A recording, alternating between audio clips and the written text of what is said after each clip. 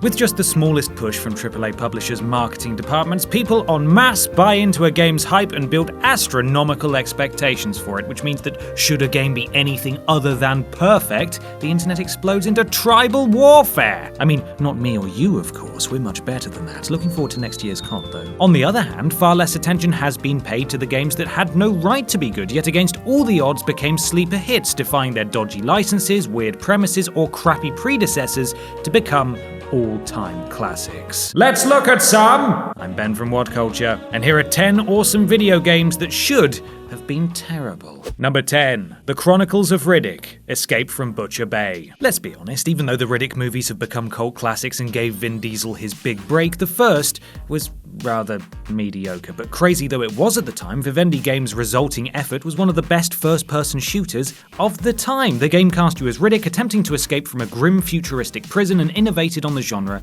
in several ways. Butcher Bay offered us a semi-open structure whereby you could carry out quests for the other inmates if you so wished, with the possibility of earning information and new items to aid you. It was also the first FPS to implement melee combat mechanics that were actually any good. However you spin it, this is a rare example of a game completely outshining its respective movie. Number 9. Just Cause 2. The original Just Cause was a nice idea, offering a GTA-like experience at a time when all anyone could really talk about was GTA. But it was set in a lush tropical paradise and had more of a focus on insane stunts, absurd action, and parachuting. Sadly, the game was short, technically buggy, and lacked the story, dialogue, or general imagination of other open-world titles of the time. So when Just Cause 2 came along, we acknowledged its beautiful vistas and the fact that it had one of the biggest maps in video game history, but remained skeptical. How wrong we were! The silliness was upped, they threw in a ton of destructibility, did away with the laws of gravity, and created one of the most beautifully insane sandboxes around. Number 8. Transformers Devastation. Transformers Devastation harks back to those lovely pre-Michael Bay insert explosion carefree times, and mercifully had absolutely nothing to do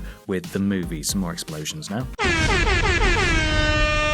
But a video game based on a largely forgotten TV show is far from a recipe for success. However, taking into account that Devastation was brought to us by Platinum Games, the makers of the fantastic Bayonetta series, then the whole picture changes. Devastation was brilliant. It had an excellent combat system that let you seamlessly switch between car and mech, and gracefully crunchy, all-metallic carnage between the nefarious machines trying to take over the city. The overall presentation of the game too is an awesome throwback to the look of the show, with cel-shaded visuals being faithful to the original sketches. Number 7. VIVA PIÑATA. Quirky farming sim is what much beloved developer Rare's VIVA PIÑATA is all about, a quirky farming sim in which you control a range of gardening tools in your bid to create a paradise for papier-mâché animals. Your job is to create pens, grow crops, and generally terraform the garden to be as attractive as possible to the local piñata creatures, which will then flock to your little Eden and make it their home. As the animals get frisky in the way that piñatas have been scientifically proven to, you'll need to play mini-games to help them reproduce, and will also need to make the difficult decision to cull certain animals to attract bigger,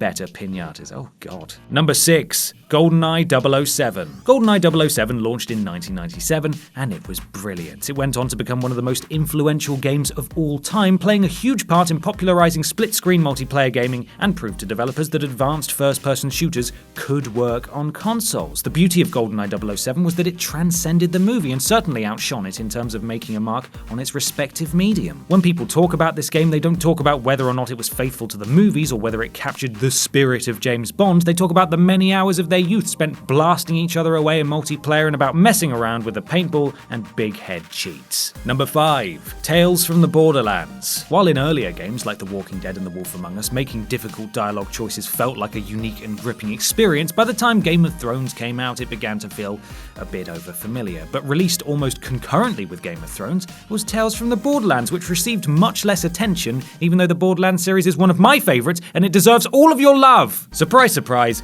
this was great too. You control an unlikely pair of protagonists who tell their respective stories via flashback. All the inevitable death and destruction you'd expect in a Borderlands game is there, but the eccentric and varied characters are written in such a way that they're both emotionally engaging and extremely funny. Is Telltale's rinse and repeat formula timeless?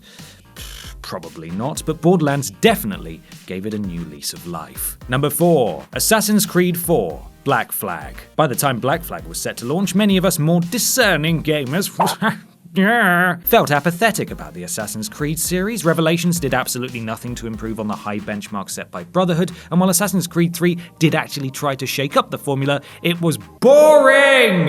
Thankfully, piracy and all it entails, capturing ships, singing shanties, drinking rum, and exploring beautiful Caribbean islands, was all it took to make Black Flag one of the better Assassin's Creed games. You weren't even really an assassin in it, just some vagabond who happened to murder one and steal their clothes. Still had rubbish modern day stuff, but assassinating folk was fun once more. Number 3. South Park: The Stick of Truth. South Park games have ranged from mediocre to average, and despite the aesthetic and violent, no-holds-barred humour seemingly lending itself well to a video game adaptation, no developer had really quite pulled it off. As such, we were justified in thinking that The Stick of Truth would be no different. Enter Obsidian Entertainment, who teamed up with Trey Parker and Matt Stone to make a South Park game in the style of a traditional turn-based RPG. The presentation could easily have been just a regular episode of the series, and it was written with the same amount of gusto and hilarity. Magic is converted into farts, character classes included the fighter, thief, mage, and Jew, and instead of poisoning enemies, you can gross them out to make them vomit. It's a fantastic tribute to both the series and the RPG genre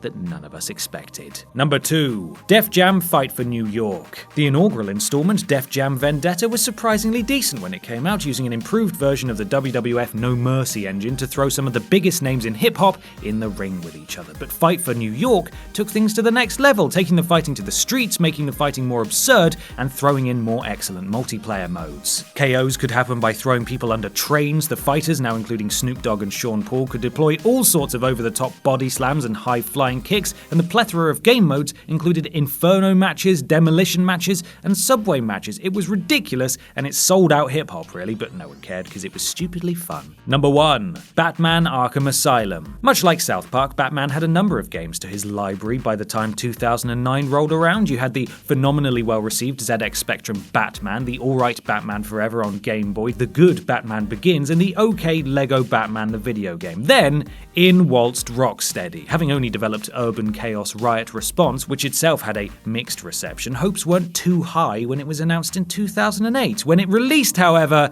oh boy. It was voiced by classic animated series veterans, written by storied Batman writer Paul Dini, featured a powerful and weighty combat system, a fear mechanic, you could exploit vents and gargoyles and gadgets. It was just so amazing, guys! Even though the resulting sequels went bigger at the expense of the claustrophobia of Arkham Asylum, this game truly stands tall as proof you should never judge a book by its cover. Thank you, Rocksteady. You absolutely smashed it. Bat smashed it. I'm done. And that's our list. Make sure you subscribe to the What Culture Gaming YouTube channel for more lists like this, and don't forget to visit whatculture.com for daily news and articles. I'm Ben from What Culture, and thanks for watching.